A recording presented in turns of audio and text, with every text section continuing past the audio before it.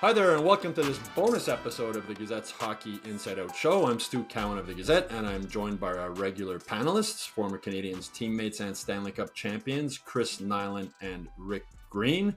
Lane Hutson's been so much fun to watch this season.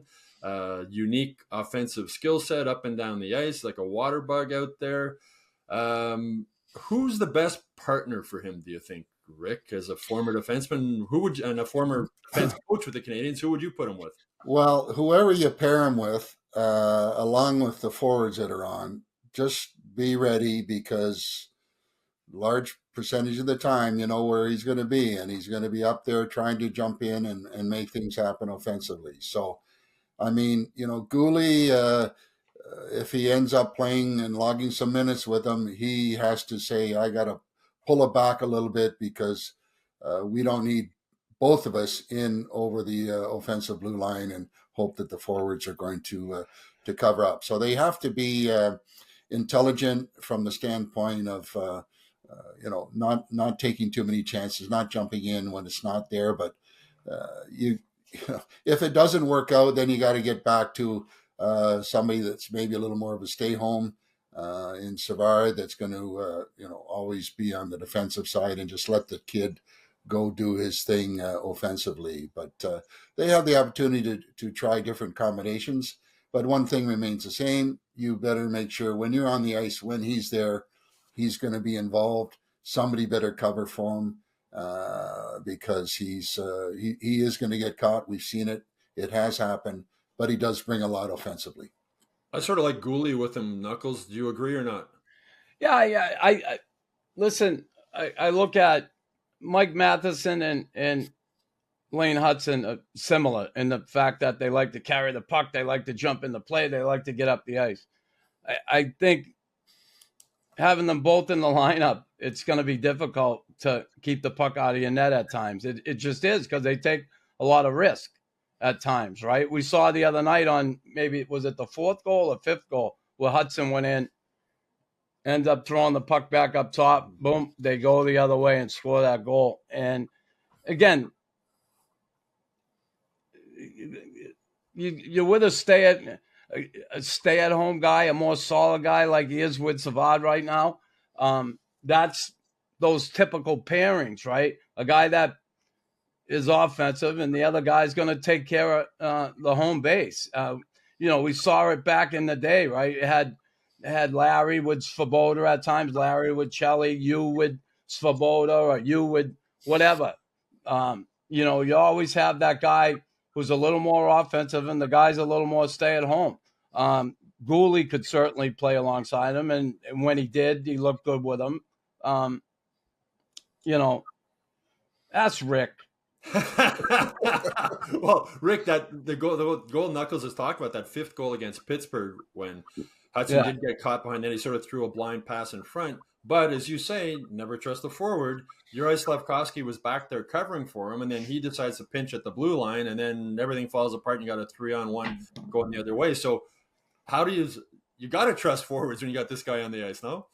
Well, yeah, but you really don't want to watch a forward try and skate backwards, because it is really not fun to watch, let alone they can't do it. But listen, one thing for sure is it's Marty St. Louis seems to be striving on the five-man group, everybody working, pulling the same way and covering for each other. And if somebody pinches, somebody has to cover for them. So it's a game plan. It's a game responsibility of the individuals, and they just are going to continue to seems to be wanting to drive home the point of, let's stay aggressive in all areas, but let's make sure we have somebody to cover for certain guys when situations need to be taken care of on the defensive side. Knuckles, does he remind you of any defenseman you played with, Hutson? No, he is really quick, really elusive. His edges are unbelievable. he does things out there. It's just crazy what he does. When he's one-on-one with a guy, he can lose him. A lot of guys can't do that, and when I say one-on-one with a guy, coming up with that puck that guy's trying to defend. He did it to Malkin the other night. Malkin screwed himself into the ice. He was dizzy, Big Gino. But, he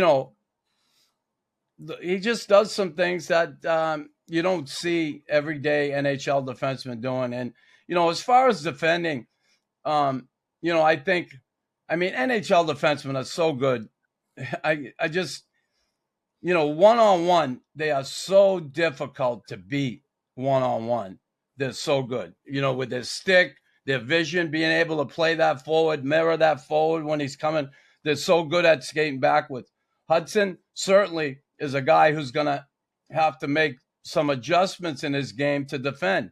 Use his speed and his quickness, his smarts, his stick to defend, because trying to get in those one-on-one battles and win them physically, he's not going to. He got to use his head. And in the early going here, he's done pretty well with that. But offensively, when he moves up the ice, provided there's an asshole forward back there covering for him, he can do his magic up there. He's really fun to watch. And I think his magic comes in watching him. His feet are always moving. He is never standing still. He's always on the go, and he's a tricky guy, and he's surprised me. I had concerns about him, his ability to get up the ice, but he doesn't look like a misfit as far as being able to get things done speed wise. And wow, his little choppy steps, if you will, when he has the puck, he's moving left, he's moving right, and he's fun to watch. Pretty impressive to see at this stage. What were you going to say there, Knuckles? He's fun to watch, right? It just, Yep. I went to a game the other night with a friend, and it's like, you go to game, you think people used to go to games to watch Bobby Orr, Wayne Gretzky. They go, I want to go see McDavid. I want to see Crosby. This kid, he brings people out of their seats, when he gets that puck. I was sitting up there the other night, and I watched people when he got the puck. You could hear them go, "Ooh!" Yeah. Like people react to him. They love watching him play. So, he's a great addition. Again, I just think, and I'll say it again, and not I like both players, but I think it's going to be hard with both of those guys in the lineup at the same time to keep that puck out of the net, defending. Yeah, there is that roar. I can't remember the last time, maybe PK or even since they had a guy like that. But, Ricky, he was -4 in that 6-3 loss to Pittsburgh. One of them was an empty net goal. I don't know how much weight you put on plus minus. I know it was a bad stat for you in Washington. But as a former defense coach, if you were a defense coach with the Canadiens now, what would you say to Hutson about sort of weighing that risk-reward part of his game? Well, if he's not directly responsible, I think a good kid being what he is, he's not going to really take it personally. He's going to be discouraged or disappointed that he's on the ice and showing up on the minus side of the sheet.